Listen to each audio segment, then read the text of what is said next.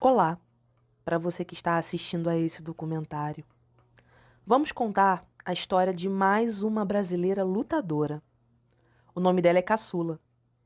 Caçula é uma mulher que, apesar de comum, tem influência sobre a vida de tantas pessoas.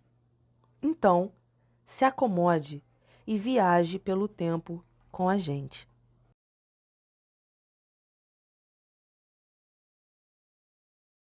Meu nome é Renilda, mas eu sou o apelido de caçula porque eu sou a última da família de 10 irmãos. Aí eu sou a caçula da turma. Eu nasci em Vitória, dia 11/11 de 42. E graças a Deus foi tudo bem. Tive uma infância muito boa. E estudei em Vitória. O nome do colégio era Maria Elicina Santos. Aí os que tinham que implicar com a gente já falavam que nosso colégio chamava Maria Engole Sapo. A implicância de meninos. E a gente vivia muito bem. Morava assim numa ladeirinha, o nome da ladeira era Santa Clara. Ali eu ia para lá, para casa dos vizinhos, roubar manga. Pode falar isso? Pode, deve. Eu estive no Rio de Janeiro com 12 anos. Foi na época que Getúlio suicidou, em 1954. Aí eu estive aqui no Rio, fiquei no casamento de meu irmão.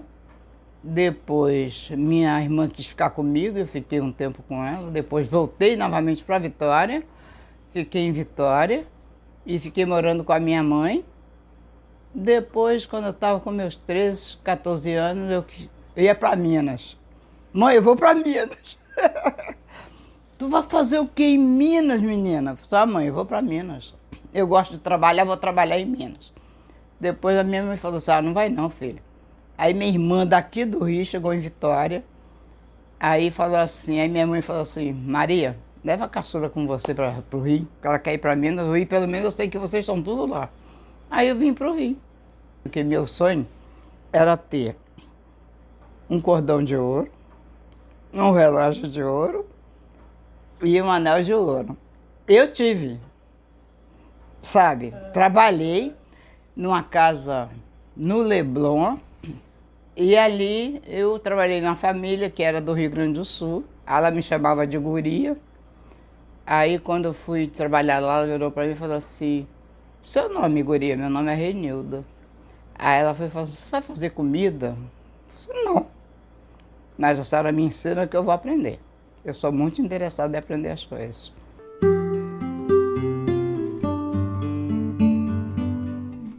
Eu vim de Vitória com a minha irmã, essa minha irmã que eu te falei. Aí o meu cunhado falou assim, caçula, você o quê? Aqui, vou te apresentar o Antônio. Olhei para a cara do Paraíba assim, coisa feia. Nós éramos colegas. Logo que nós nos conhecemos, mas a gente era só colega. Ele era de Maceió, Alagoas. Ele trabalhava numa fábrica de vidro, lá no Jacarezinho. Trabalhou ali 25 anos e se aposentou, porque naquele tempo podia se aposentar com 25 anos, porque tinha salubridade, né? Aí se aposentou. Aí fui conhecendo o Rio de Janeiro, fui trabalhar. Aí passou uns tempos, eu encontrei ele. Aí ele foi falar assim, você mora onde? Eu tô morando lá no Leblon, que eu trabalho no Leblon e fico lá. Aí ele, então eu vou contigo para aprender o seu trabalho. Eu, então vamos, aí fomos. Chegamos lá, a gente conversou, depois ele foi embora.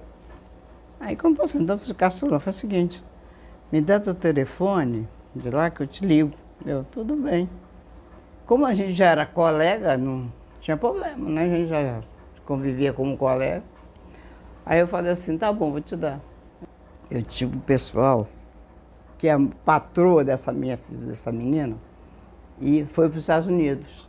E ela ficou só no tal apartamento. Aí a gente convidava aquela gente conhecida da nossa turma e ia para lá. Aí sentava lá no chão do tapete, comprava Coca-Cola, rum, tomava Coca-Cola com rum e cantava bossa nova. Aí aquilo pra gente era festa. Estava com meus 14 anos, doida para curtir a vida, ainda mais eu ia ficar, me pegar com o namorado. Aí, pronto, foi assim que eu conheci. Passou uma semana, ele ligou de novo. Aí eu falei assim, não veio não. Por quê, caçula?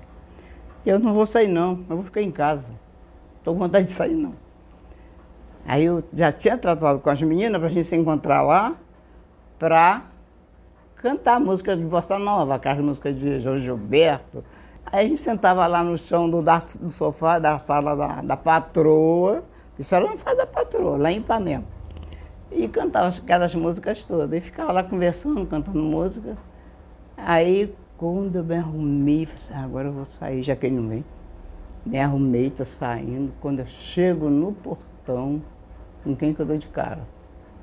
Com o Antônio em frente, pro outro lado da rua. E eu, caraca, falei que eu não ia sair. Ele, tu vai pra onde? Eu já ri de cara. Tu vai pra onde? Eu vou ali na... Ia sair na casa da menina conhecida. Aí, não, então vai, eu vou me embora pra casa. Então, já que tu tá aqui, e saiu. Vamos passear por aí, andar por aí à toa. Aí fomos, saímos. Aí a gente ia pro cinema, tinha um cinema perto.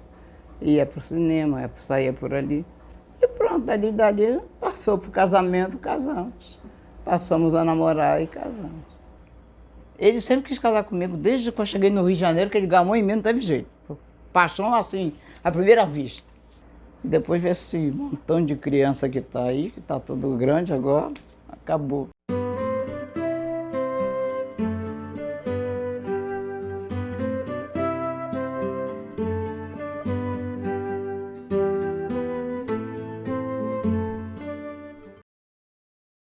Acho que o desafio é você ser mãe, né? Que esposa a gente tira de letra, né? Porque ainda mais o marido que me amava do jeito que me amava, para mim não precisava mais nada. O amor dele era meu, era por mim e por ele, os dois amores juntos.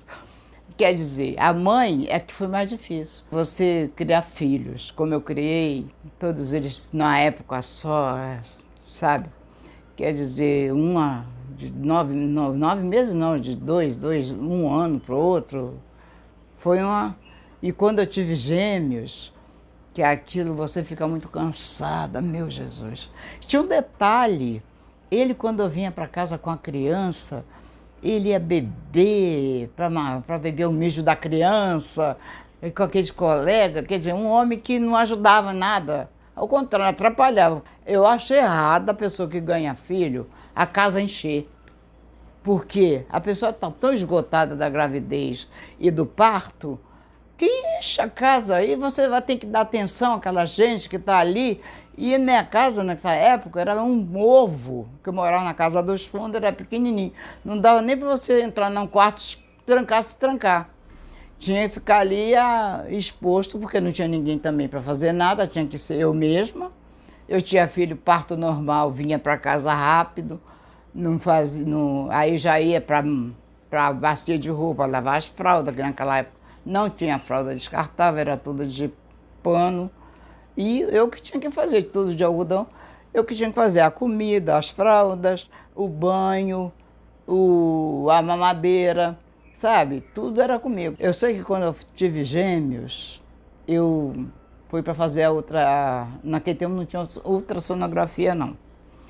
Aí eu fui para o aquele exame de pré-natal. Cheguei lá, o médico examinou e falou assim, a senhora está esperando uns 2 ou 3 crianças. Eu, doutor, pelo amor de Cristo. Ó, pode escrever, a senhora está com muita criança dentro dessa barriga. Aí eu vim embora, né? Eu falei assim, Antônio, o médico disse que eu estou esperando filhos gêmeos. Aí ele falou assim, caramba, é mesmo? Eu falei, é. Aí um dia falando, sabe, se for 2 eu vou dar 1. Aí depois, quando eu passei mal, que passei a gravidez, que eu fui para o hospital, ele virou para mim e falou assim, quando a gente estava no ponto do ônibus, que eu fui no hospital lá fazer pré-natal, doutor Assunção virou para mim e falou assim, a senhora vai ganhar nem hoje. Eu, nada, doutor, não sentindo nada. Vai sim. Eu só, presta atenção, eu tenho que ir em casa, eu tenho que falar com meu marido, porque meu marido trabalha à noite, tem que deixar as crianças na casa de minha irmã. Aí foi quando eu vim e falei assim, Antônio, meu médico falou que eu vou ganhar neném hoje. Aí eu vim para casa, dei janta para as crianças, vi a novela também da 6, que eu queria ver a novela, e fui embora. Aí quando ele me levou, chegou ali no ponto do ônibus, que a gente pegou o ônibus e virou para mim, caçula, você o quê? Falou nem caçula. Falou assim, nega, você o quê? Se for 2, tu não dá 1 não, tá? Eu falei assim, tu tá maluco? Eu ia dar meus filhos. Tu tá doido? Aí ele, bem, pensei que tu fosse dar mesmo, que tu falou que ia dar. Aí quando nasceu o doutor Assunção, 2 soldados pro exército, dois meninos. Eu, meu Jesus, mas aí você, vem pra casa, faz lavar roupa, lavar, fazer comida, fazer tudo. Aquilo, eu dormia com ele no colo em pé, de tanto sono que eu tava. Eu pegava um fazer para dormir, aí eu dormia em pé, de tão cansada que eu ficava. Meu Jesus. Dona Caçula não tem palavra para expressar mãe para ela, né? Dona Caçula é a melhor mãe do mundo. Na verdade, ela é a melhor mãe do mundo. Minha mãe é 1000, não tem nem comparação, não tem nem palavra para dizer. Não tem significado que a gente expressa a palavra mãe em cima da Dona Caçula. A minha mãe sempre foi uma excelente mãe pra gente. Sempre defendeu a gente tudo. Ensinou pra gente valores, moral, ética, junto com meu pai, claro. A gente não seria o que somos hoje. Eu acho que a gente aprendeu muito com os dois. Ela nunca foi muito de deixar se levar pelas circunstâncias. Ela sempre lutou, sempre foi em frente. O problema vinha e ela superava. Eu acho que isso se deu muito pelo processo dela, pela criação dela. Minha mãe, desde criança, ela trabalhava. Então, a vida termina levando a pessoa a viver dessa maneira, a ter uma vida diferente, a ser mais resiliente. Eu acho que a palavra é resiliência. Sempre foi muito independente e ela terminou trazendo isso para os próprios filhos, porque nós, mulheres da nossa casa, nós sempre fomos muito independentes. Né? A gente sempre viveu, a gente sempre lutou, a gente sempre correu atrás. Então, cada uma das mulheres da nossa casa terminou tendo essa influência muito forte da minha mãe em relação a como ela era, né? Então, minha mãe foi sempre lutadora, sempre lutou. E isso é interessante, né? A gente vê esse posicionamento dessa mulher que foi além da própria época. Então, é muito interessante. Quando a gente vê ela como mãe, mas também como vizinho, porque ela foi uma mulher que sempre foi presente na vida dos vizinhos aqui do local. É muito interessante isso, porque os vizinhos sempre tiveram uma grande consideração pela minha mãe. E ela sempre foi chamada para dar conselho, para conversar, para ajudar. Tinha um problema, ela sempre foi chamada. Né? Aí minha mãe nunca teve instrução em termos faculdade, estudou muito, não. Ela tem a vida ensinou ela. Eu acho que é a melhor escola que tem é a vida.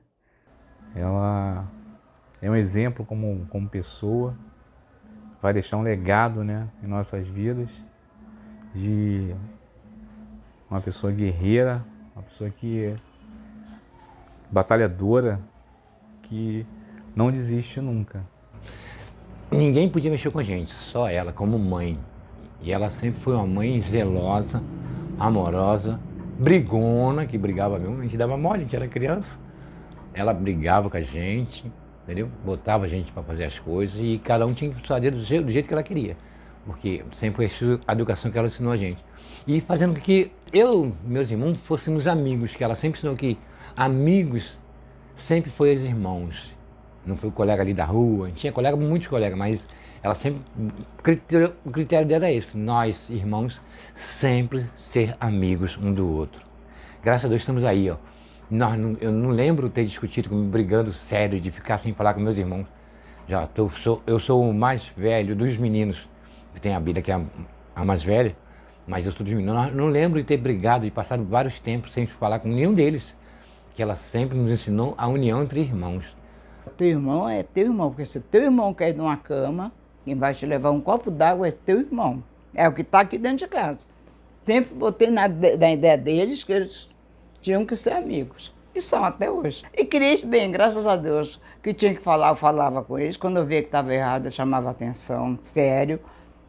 Também, quando era para brincar, a gente brincava juntos, sabe? Com os filhos todos. A gente ficava lá na minha cama, lá no quarto, na cama, o Antônio ia trabalhar. A gente ficava lá sentado na cama, mandavam passar na rua de cima, para ver a gente passar a sombra deles na parede. Aquilo pra gente era uma graça, né? Uma beleza. E morria de rir, né? A gente contava história, a gente brincava naquele negócio de escrever, negócio que eles falam que a gente escreve o nome das coisas pela letra, lembra? Nos cadernos. É, isso. A gente brincava disso, a gente brincava de dama, a gente brincava de baralho, e a gente estava sempre junto, eu e os filhos todos. Eles foram crescendo nesse ambiente. Outra coisa, deixava eles brincarem na rua, brincava de pique, esconde, com de meninada aí da rua. Nunca fui de estar proibindo eles, não vai não, pode ir, pode brincar assim. Isso é criança, a criança tem que brincar. E cresceram assim, brincando, tanto que a gente sempre fala mesmo, mãe, a gente brinca, nós brincamos muito. Foi que agora ninguém brinca. Que agora as criançadas de agora é com o celularzinho na mão, vendo joguinho, e acabou, ninguém brinca mais. Mas nesse tempo eles brincavam muito, graças a Deus. Criei meus filhos brincando, veio a adolescência também, eu sempre em cima deles, conversava. Quando eu via alguma coisa de errado, eu chegava perto, fulano, não é assim não, é assim. Ah, é, mãe, é. E pronto, e assim até hoje comigo, eles qualquer coisa vai fazer, comentam, o que a senhora acha, mãe? E quando eu posso ajudar também eu ajudo, e pronto, e vamos vivendo nossas vidas, né? Depois que fizemos essa casa, quando eu estava fazendo, quem passava na rua dizia, isso aí vai ser obra de igreja, essa dona cheia de filhos vai conseguir fazer uma casa dessa? Aí uma falava assim, não é dela não, é da senhoria. Achava que eu não tinha condição de fazer a casa, né? Aí conseguimos fazer a casa, depois mudamos para aqui, que a mãe da Juliana, não, vamos morar na casa nova. Que ela era muito danada, vamos lá, mãe, vamos morar na casa nova. Aí botou tudo para cá, viemos morar, já tinham comprado tudo, aí viemos morar aqui. Aí eu sei que o pessoal depois surgiu até que eu vendia maconha para fazer casa. Meu Jesus, como a gente fala, né? A caçula fez uma casa com beleza. Também ela vende maconha, mas sabe o que era a maconha que eles falavam? Meu marido vinha do serviço com um pacotinho assim aquele leite de saquinho de plástico. Ele enrolava assim uns 2 leites assim, bem enroladinho, para não aparecer. Aí trazia para as crianças tomar. Aí diziam que era aquilo que o Antônio trazia. Não vê que sempre tem uma patrulhinha lá na porta dela? A patrulhinha sabe de quem era? Do meu genro, o marido da Bila, que ele era polícia, estava sempre aqui em casa, com aquela patrulhinha aqui em casa. Aí diziam que a polícia estava aqui por causa da minha maconha, que eu vendia maconha.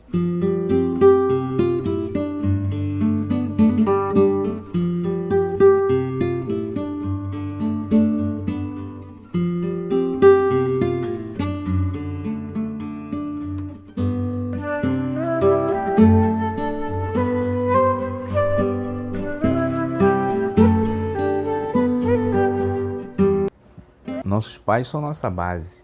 E meu pai morreu muito novo. E onde eu falei, a vitalidade, força da minha mãe, ela vem em dobro por causa dela ser mãe e pai até hoje, né? Ela é mãe, pai, avó. Ela é uma super protetora de hoje. Falo por mim, né? Eu falo assim, mãe, o dia que a senhora morrer, vai ser difícil, vai desandar, porque a senhora é a base, né? E no outro sim, nós temos que valorizar, né? Dar valor a pai e mãe hoje, né? Eu creio que, com certeza, quantas vezes, quando meu pai faleceu, a minha mãe deixou de comer algo para ela, para dividir para a gente. Como hoje eu reconheço isso porque eu sou pai. Na verdade, até me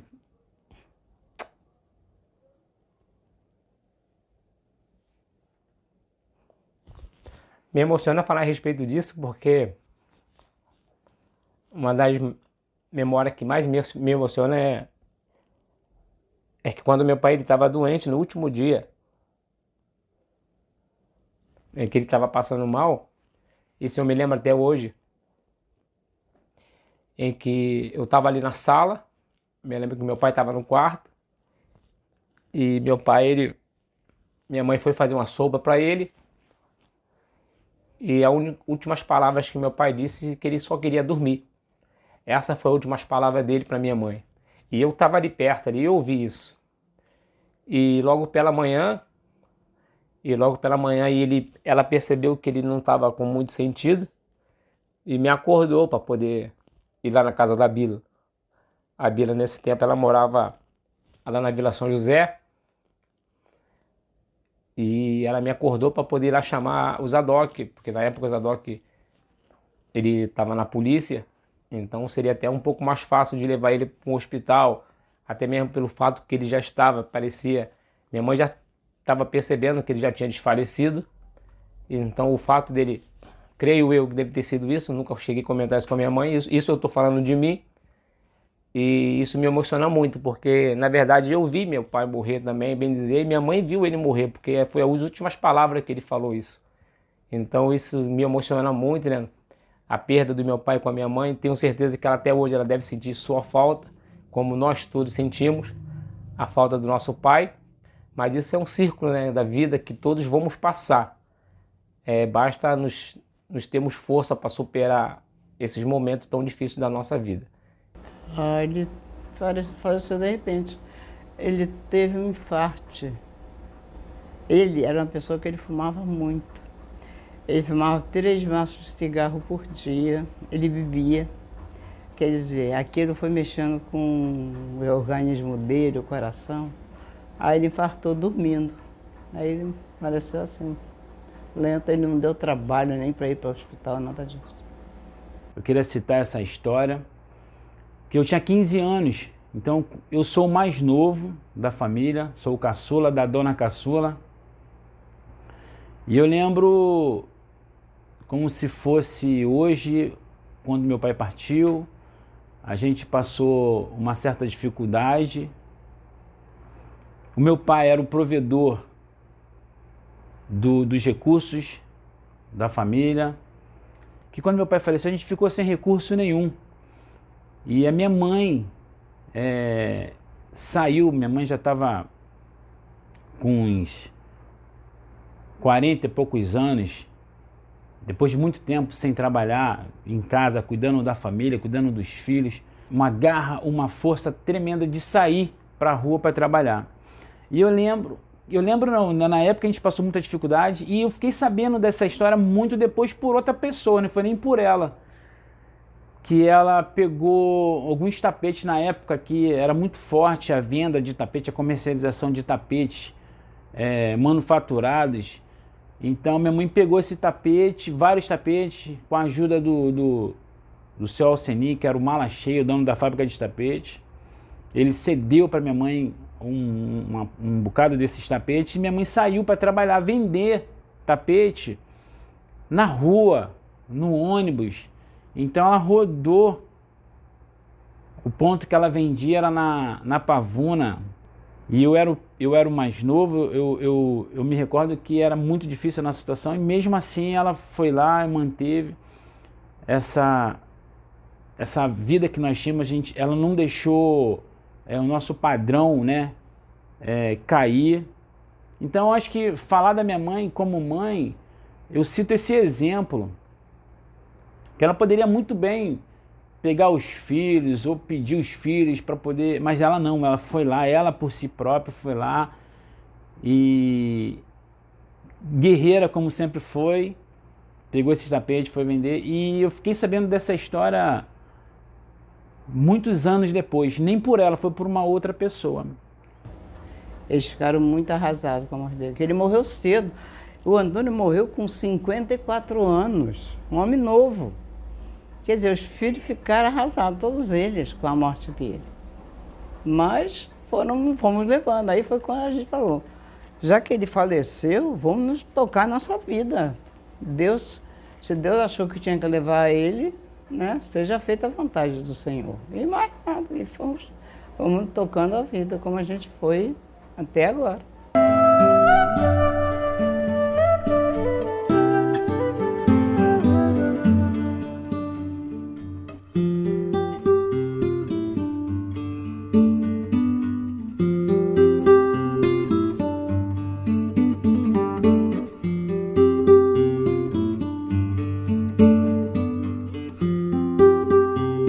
Sempre quando eu precisei da minha mãe sempre estava disposta a me ajudar, a me socorrer. Quando eu chegava, mãe, eu estou precisando disso, não precisava ninguém saber, minha mãe sempre estava ali, isso me emocionava muito. Bom, eu conheci Caçula na residência de Dona Conceição, eu tinha 18 anos de idade, vim com meu companheiro, né, o pai dos meus filhos, que ele veio me mostrar o terreno da avenida. E Caçula me olhava muito. Eu ficava toda desconcertada, entendendo? Mas depois ela falou para mim que se admirava de eu, na época, era bonita e ele era todo gordo, barrigudo, entendendo? Aí, com isso, a amizade foi crescendo, crescendo. Tenho o maior respeito por Caçula, gosto muito dela. É uma amiga para toda hora, nas horas boas, nas horas ruins. Eu tenho ela como uma mãe para mim, uma referência muito boa para mim. Só gratidão, muita gratidão. Olha, todo mundo aqui gosta dela, né? Respeita, entendendo? Respeita muito, que ela há muitos anos aqui, né? Caçula é uma pessoa que ajudou muitas pessoas e continua ajudando. Está no alcance dela, ela está sempre ajudando, entendendo? E Deus só ajuda ela cada vez mais, né?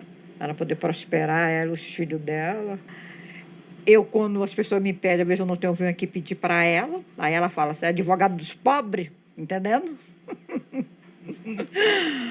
Aí eu, Caçula, fulano está precisando. Aí Caçula vai na geladeira, pega, às vezes tem um trocado, dá para ajudar a comprar. Eu não vou longe, não. Pode falar nome? Siné. Siné estava passando mal, resfriado, fraqueza. Esses filhos só dão aborrecimento dela. Aí eu estava lá com os legumes, e vim aqui na Caçula pegou legumes, pegou remédio para resfriado, levei, fiz sopa e falei, Caçula também fez parte disso aqui, viu? Se eu ver que uma pessoa está precisando, eu vou ajudar. Quer dizer, eu não vou empurrar para cair no buraco, eu vou puxar para salvar aquela pessoa do buraco. Já é meu jeito mesmo. E ajudar, sempre ajuda as pessoas, graças a Deus. E Deus sempre está me ajudando também, né? É vice-versa. E as pessoas que não veem eu e Caçula falam, olha essa dupla, entendendo? Eu aprendi muito com sua avó, Juliana, eu aprendi muito, porque depois que eu fui ser avó, sobrineta, eu aprendi muito com sua avó. Ela é minha referência, como eu canso de dizer. E eu sempre fui muito independente, eu nunca fui criatura de ficar dependendo de irmão para nada. Aí eu ia sair à luta, vou trabalhar, vou ter meu dinheiro. É assim que eu sempre fiz. Quer dizer, que eu sempre, até hoje mesmo, eu sempre fui muito independente. Eu mesmo faço minhas coisas, as pessoas que desistem mais de fazer, eu vou fazer. Se disser não vou fazer nada, e acabou. Não vou fazer mesmo. Eu morei nessa rua esse tempo todo, eu era muito brigona. Quer dizer, o pessoal tinha um medo de mim, ia se meter comigo como? De jeito nenhum. Ninguém chegava perto de mim para dizer qualquer besteirinha, que eu não estava nem doido, né? Uma vez eles humilharam uma filha minha no colégio, eu fui lá brigar com a diretora, com a professora. Aí eu falei assim, olha, humilharam minha filha e eu não gostei. Por quê? Não sei por quê. Fui lá, a mulher já esconderam a professora. Eu falei assim, não gostei de ter humilhado minha filha. Aí ela falou, não, faz o seguinte, mãe, não vem hoje, não fala nada não, vem amanhã, que amanhã a senhora já conversa com ela, com a diretora. Eu, tudo bem, mas vem no meu turno, tá, mãe? Eu, tá bom, venho sim, pode deixar que eu tô aí. Aí eu passei de manhã para Caxias, vi duas patrulhinhas ali, em frente ao colégio. Eu, caramba, que as patrulhinhas para me pegar. Na hora que eu fui no dia anterior brigar lá, né? Vai ser para me pegar. Eu vim para casa, tomei um banho, botei uma roupa, botei uma peruca, botei óculos escuros, peguei um livro, botei debaixo do braço. tinha uma senhora lá que fechava o portão, o cadeado, e abria o portão. Dona Zefa, o nome dela. Aí eu cheguei com minha peruquinha, meus óculos escuros, um livrinho debaixo do braço. Ela olhou para mim e falou assim, professora, quer entrar? Sem que era, sem filho. Abriu o portão e entrei, de cadeado, aquilo era de cadeado. Entrei. Quando eu estou lá dentro, a Dinelúcia, tinha uma mulher lá que tomava conta lá, inspetora, olhou para mim, eu falei assim, cadê a mulher? É a senhora que está aqui? Sou eu mesma, por que? Você pensou que eu não viesse? Estou aqui sim. Cadê a dita cuja que humilhou minha filha aqui? Ah, foi ele, foi ele. Tá lá, tá no gabinete ali, vão lá.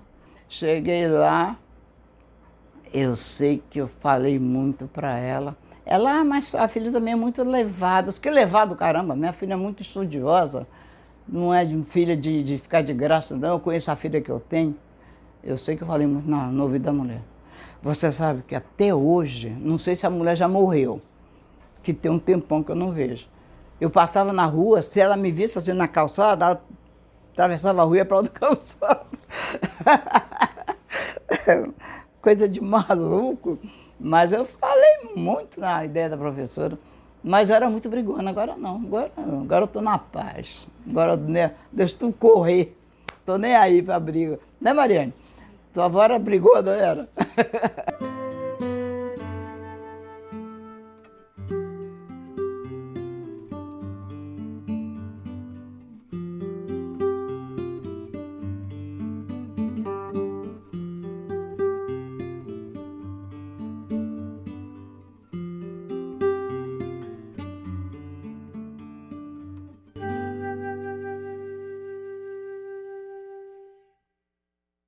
As minhas memórias boas são de criança, tanto em casa, né, fazendo algumas coisas. E minha mãe também, às vezes, quando estava chovendo, a gente ia, todos os filhos, aqueles que estavam, que podia, a gente ia para cima da cama e ela contava histórias.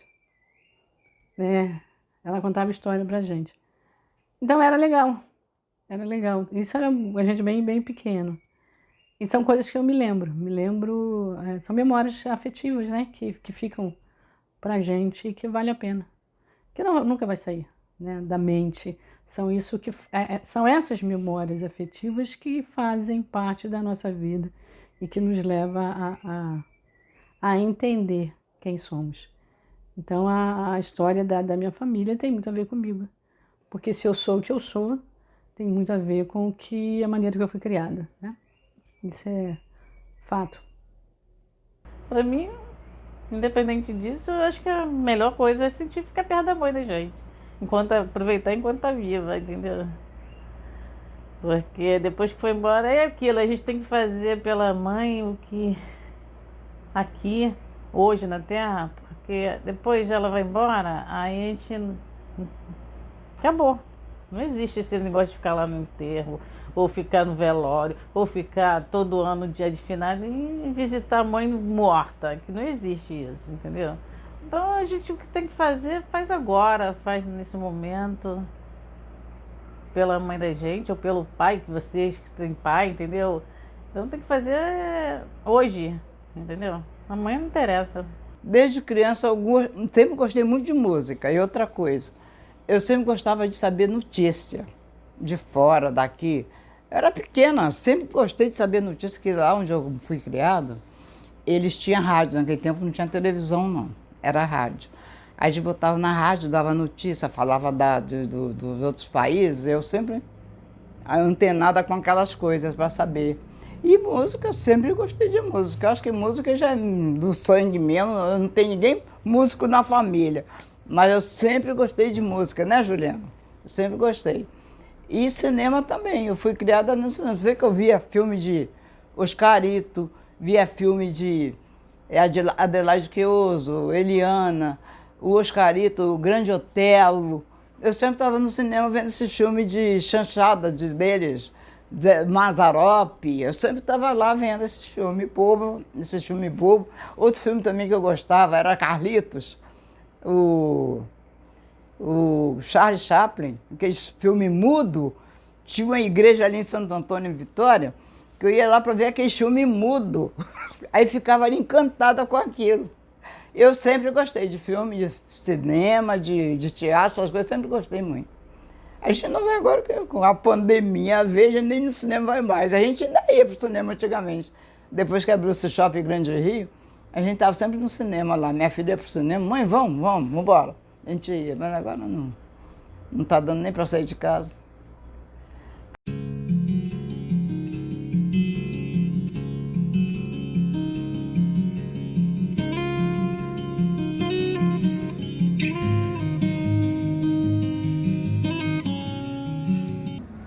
Assim, eu acho que minha avó é uma inspiração não só para nós netos, mas eu acho que para todas as pessoas que já tiveram algum momento da vida dela, alguma passagem na vida dela. Acho que ela foi inspiração para qualquer pessoa que passou na vida dela. A gente vê nas pessoas na rua que tem um respeito absurdo por ela, tem uma admiração pelas pessoas de casa. Então, acho que ela inspira muita gente desde sempre. E o que mais me inspira nela é a história dela mesmo.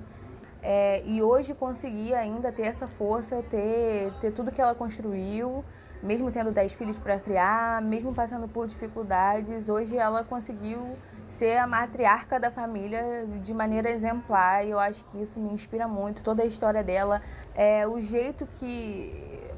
A evolução dela, assim, como pessoa, o jeito que hoje ela nos trata, eu acho que é uma forma que eu vou querer seguir para minha vida. Então, ela é uma inspiração para mim pela história de vida dela. Acho que foi esse ano, um dia que...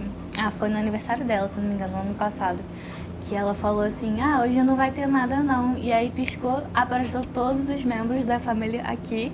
E ela falou, não, gente, eu não esperava que vocês viessem aqui. E aí todo mundo apareceu. Porque aqui, assim, né, o encontro, o lugar onde todo mundo se encontra e se reúne, eu acho que é uma coisa que não tem hoje em dia em todas as famílias, né? Uma coisa é a questão dos números, que hoje em dia as famílias são mais reduzidas. E outra coisa é essa questão de todo mundo estar junto, todo mundo estar próximo e compartilhar esses momentos nas festividades do aniversário, datas comemorativas, feriados, enfim. Esses momentos onde a gente almoça, a gente ouve música. Eu gosto muito desses momentos e acho que eles são os mais especiais para mim. E acho que é isso.